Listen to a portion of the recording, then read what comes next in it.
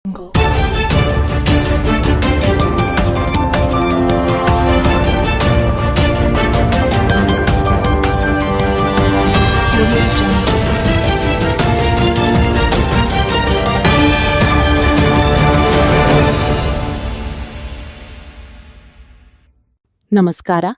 ಹೊನ್ನಕಿರಣ news ಚಾನೆಲ್ಗೆ ಸ್ವಾಗತ. ವಿಜಯಪುರದಲ್ಲಿ ಅಖಂಡ ಕರ್ನಾಟಕ ರೈತ ಸಂಘದ ಅರವಿಂದ್ ಕುಲಕರ್ಣಿ ಮೊದಲಾದ ಮುಖಂಡರು ಪತ್ರಿಕಾಗೋಷ್ಠಿಯಲ್ಲಿ ಮಾತನಾಡಿದರು. ವಿಜಯಪುರ ಬೂದಿಹಾಳ ಪೀರಾಪುರ ಏತ ನೀರಾವರಿ ಯೋಜನೆಯ ಬಾಕಿ ಉಳಿದ ಕಾಮಗಾರಿ ನೆನಗುದಿಗೆ ಬಿದ್ದಿದ್ದು, ಧರಣಿ ಸಂದರ್ಭದಲ್ಲಿ ನೀಡಿದ ಭರವಸೆ ಕೇವಲ ಮೂಗಿಗೆ ತುಪ್ಪ ಸವರಿ ಹೋದಂತಾಗಿದೆ. ಅವರು ಕೊಟ್ಟ ಮಾತು ಉಳಿಸಿಕೊಳ್ಳಲು ವಿಫಲರಾಗಿದ್ದಾರೆ. ಇವರು ಕೇವಲ ಭರವಸೆ ನೀಡುತ್ತಾ ರೈತರಿಗೆ ದಿಕ್ಕು ತಪ್ಪಿಸುತ್ತಿದ್ದಾರೆ ಎಂದು ಅಖಂಡ ಕರ್ನಾಟಕ ರೈತ ಸಂಘದ ರಾಜ್ಯ ಪ್ರಧಾನ ಕಾರ್ಯದರ್ಶಿ ಅರವಿಂದ್ ಕುಲಕರ್ಣಿ ಹಾಗೂ ಜಿಲ್ಲಾ ಸಂಘಟನಾ ಕಾರ್ಯದರ್ಶಿ ಗುರುರಾಜ್ ಪಡಶೆಟ್ಟಿ ಸಚಿವರ ವಿರುದ್ಧ ಆಕ್ರೋಶ ವ್ಯಕ್ತಪಡಿಸಿದರು. ಸಂದರ್ಭದಲ್ಲಿ ರೈತ ಮುಖಂಡರಾದ ಎಂಜಿ ಯಂಕಂಚಿ ಮಾತನಾಡಿದರು.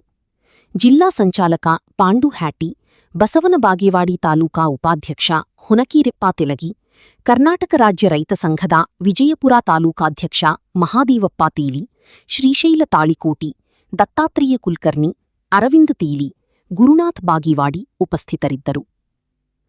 ಲೈಕ್ ಮಾಡಿ, ಶೇರ್ ಮಾಡಿ, ಸಬ್ಸ್ಕ್ರೈಬ್ ಮಾಡೋದನ್ನ ಮರಿಬೇಡಿ.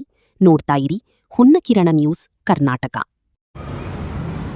ತಾಳಿಕೋಟಿ ತಾಲೂಕಿನ ವ್ಯಾಪ್ತಿಗೆ ಬರ್ತಕ್ಕಂಥ ಹಾಗೂ ಮುದ್ದೇಬಿಹಾಳ ತಾಲೂಕಿನ ದೇವರಿಪ್ರಗಿ ಮತಕ್ಷೇತ್ರದ ವ್ಯಾಪ್ತಿಗೆ ಬರ್ತಕ್ಕಂಥ ಸುಮಾರು 38 ಹಳ್ಳಿಗಳಿಗೆ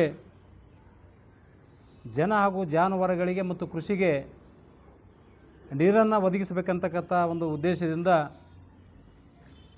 ಬೂದಿಹಾಳ್ ಪೀರಾಪುರ್ ಏತ ನೀರಾವರಿ ಯೋಜನೆ ಅಂತ ಜಾರಿಗೆ ತಂದು ಕಾಲುವೆಯನ್ನು ನಿರ್ಮಾಣ ಮಾಡಿದರು. ಆದರೆ ಇನ್ನೂ ಬಹುತೇಕ ಕಾಮಗಾರಿ ಮುಕ್ತಾಯ ಆಗಿಲ್ಲ. ಹೀಗಾಗಿ ಉದ್ದೇಶಿತ ಬೂದಿಹಾಳ್ ಪೀರಾಪುರ ಏತ ನೀರಾವರಿ ಕಾಮಗಾರಿ ಇವತ್ತು ಗ್ರಹಣ ನಡೆದವು. ಆ 38 ಹಳ್ಳಿಗಳಿಗೆ ಕುಡಿಲಿಕ್ಕೆ ನೀರಿನ ತತ್ವಾರ ಎಷ್ಟು ಅದಂದರೆ ಸುಮಾರು 4-5 ಕಿಲೋಮೀಟರ್ವರೆಗೆ ದೂರ ಹೋಗಿ ನೀರು ತರುವಂಥ ಪರಿಸ್ಥಿತಿ ನಿರ್ಮಾಣ ಆಗಿದೆ. ಕೃಷಿಗೂ ಕೂಡ ನೀರಿಲ್ಲ. ಹೇಳೋದು ದೊಡ್ಡ ಭಾಷಣ, ಕೆಲಸರೇ ಏನೂ ಇಲ್ಲ. ಈ ಕಡೆ ಬರ್ರಿ. ಅದನ್ನು ಖಂಡಿಸಿ 2025ನೇ ಸಾಲಿನಲ್ಲಿ 2ನೇ ತಿಂಗಳಲ್ಲಿ ಆ ಭಾಗದ ರೈತರೊಂದಿಗೆ ತಾಳಿಕೋಟಿ ತಾಲೂಕಿನ ಕೊಡಗಾನೂರು ಕ್ರಾಸ್ ಬಳಿ ಸುಮಾರು 12 ದಿವಸಗಳವರೆಗೆ ಧರಣಿ ಸತ್ಯಾಗ್ರಹವನ್ನು ಮಾಡಿದ್ದೆವು ಅಖಂಡ ಕರ್ನಾಟಕ ರೈತ ಸಂಘದ ವತಿಯಿಂದ. 12ನೇ ದಿವಸಕ್ಕೆ ಜಿಲ್ಲಾ ಉಸ್ತುವಾರಿ ಸಚಿವರಾಗಿರ್ತಕ್ಕಂಥ MB ಪಾಟೀಲರು ಧರಣಿ ಸ್ಥಳಕ್ಕೆ ಆಗಮಿಸಿದರು. ಬಂದು ಧರಣಿ ನಿರತ ರೈತರಿಗೆ ಭರವಸೆಯನ್ನು ಕೊಟ್ಟರು, ದೊಡ್ಡ ಭರವಸೆ ಕೊಟ್ಟರು.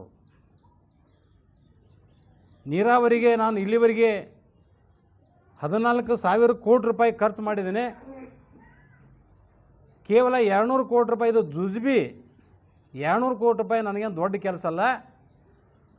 ಅದನ್ನು ನಾನು ಬಿಡುಗಡೆ ಮಾಡಿಸಿ ಇದನ್ನು ಉಳಿದ ಬಾಕಿ ಕಾಮಗಾರಿಯನ್ನು ನಾನು ಮುಕ್ತಾಯ ಮಾಡಿಸಿ ನೀರು ಕೊಡ್ತೇನೆ, ನನ್ನ ಮೇಲೆ ಭರವಸೆ ಇಡ್ರಿ. ನಾ ಏನು ಧರಣಿ ಸ್ಥಳಕ್ಕೆ ಇಲ್ಲಿ ಬಂದಿನ ಅಂದಾಗ ಮುಗಿದು ಹೋಯ್ತು, ಕೆಲಸ ಆದಂಗೆ ಎತ್ತು ತಿಳ್ಕೊಳತ್ತೇಳಿ ದೊಡ್ಡದಾಗಿ ಒಂದು ಭರವಸೆ ಕೊಟ್ಟಿಸಿಂದ ಹೋದವರು ಇಲ್ಲಿವರೆಗೂ ಕೂಡ ಅದ್ರ ಬಗ್ಗೆ ಚಕಾರ ಮಾತನಾಡಕತ್ತಿಲ್ಲ. ಸರ್ಕಾರದ ಯಾವ ಇಲಾಖೆಯಲ್ಲಿ ಫೈಲ್ ಧೂಳುತ್ತಿತ್ತದೋ ಅರ್ಥ ಆಗೋದು. ಇವರಿಗೆ ಬಹುತೇಕ ಚಟನೆ ಬಿದ್ದಂಗೆ ಕಾಣ್ತದೆ. ಉಸ್ತುವಾರಿ ಸಚಿವರಿಗೆ ಎಲ್ಲಿ ಧರಣಿ ನಡೀತದೋ ಅಲ್ಲಿ ಹೋಗೋದು, ಹೋಗಿ ಆಶ್ವಾಸನೆ ಕೊಡೋದು, ಮೂಗಿ ತುಪ್ಪವರಿಸಿ ಎಬ್ಬಿಸಿ ಕಳಿಸಿಬಿಡೋದು. ಮತ್ತು ಹಾಗಾದ್ರೆ ಉದ್ದೇಶ ಏನಿರೋದು? ಒಂದೇ ಅಲ್ಲ, ಬಹುತೇಕ ಕೆಲಸಗಳು ಹೋರಾಟ ಕೂತಾಗ ಇದನ್ನೇ ಮಾಡ್ಕೊತೇ ಬಂದವರು ಅವರು. ಮತ್ತು ನಿಮ್ಗೆ ನೀಗಲಿಲ್ಲಪ್ಪ ಅಂದ್ರೆ ಹೇಳ್ಬೇಕಾಗಿತ್ತು, ಇಲ್ಲ ಬರೆದು ಬಿಡ್ಬೇಕಾಗಿತ್ತು ಅವತ್ತು ಅಲ್ಲಿ. ನಾವು ಅದು ಮುಂದೆ ಏನು ಹೋರಾಟ ಮಾಡ್ತಿದ್ದೆವು ಯಾ ಹಂತಕ್ಕೆ ತಲುಪ್ತಿತ್ತು ಅದನ್ನು ಹೋರಾಟಗಾರರಿಗೆ ಗೊತ್ತದು ಹೆಂಗೆ ಹೋರಾಟ ಒಯ್ಬೇಕು ಅನ್ನೋದು. ದೊಡ್ಡದಾಗೆಲ್ಲ ತಮ್ಮ ಟೀಮ್ ತೊಗೊಂಬಂದು ಭರವಸೆ ಕೊಟ್ಟರು, ನನ್ನ ಮೇಲೆ ಭರವಸೆ ಇಡ್ರಿ ಅಂತ ಹೇಳಿದ್ರಿ.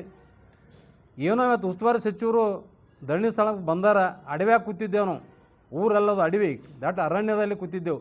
ಅಂಥಲ್ಲಿ ಬಂದಾರಪ್ಪ ಅಂದ್ರೆ ಒಂದು ಹೋರಾಟಕ್ಕೆ ಒಂದು ಗೌರವ ಕೊಟ್ಟು ಬಂದಾರ ಅಂತೇಳಿ ಅವರು ಒಂದು ಮಾತಿಗೆ ನಾವು ಕೂಡ ಒಂದು ಬೆಲೆ ಕೊಟ್ಟು ಅವ್ರಿಗೆ ಕಂಡೀಷನ್ ಹಾಕಿದೆವು. 3 ತಿಂಗಳಲ್ಲಿ ಈ ಕಾಮಗಾರಿ ಪ್ರಾರಂಭ ಆಗ್ಬೇಕಂತ ತಿಳ್ಕೊಂಡು ಹೇಳಿ. ಅವ್ರು KPCNL ಅಧಿಕಾರಿಗಳು ಬಂದಿದ್ದರು, ಸೂಪ್ರಿಂಟೆಂಡೆಂಟ್ ಇಂಜಿನಿಯರ್ ಬಂದಿದ್ದರು, ಇನ್ನಿತರ AW ಬಂದಿದ್ದರು, ಎಕ್ಸಿಕ್ಯೂಟಿವ್ ಇಂಜಿನಿಯರ್ ಬಂದಿದ್ದರು. ಇಲ್ಲ ನೀವು 3 ತಿಂಗಳ ಗಡುವು ಕೊಡಬೇಡ್ರಿ, ಅದು ಪ್ರೊಸೆಸ್ ಭಾಳ ಅದ, ನಾವೆಲ್ಲ ಫೈಲ್ ತಯಾರು ಮಾಡಿ ನಾವು DPR ಕಳಿಸ್ಬೇಕಾಗ್ತದೆ, DPR ಅನುಮೋದನೆ ಬಂದ ನಂತರ ಕೆಲಸ ಚಾಲು ಆಗ್ತದೆ. ಅದಕ್ಕೆ ಜಲಸಂಪನ್ಮೂಲ ಸಚಿವರು ಕೂಡ ಅದಕ್ಕೆ ಸೈನ್ ಆಗಬೇಕಾಗ್ತದೆ ಹೇಳಿದರು.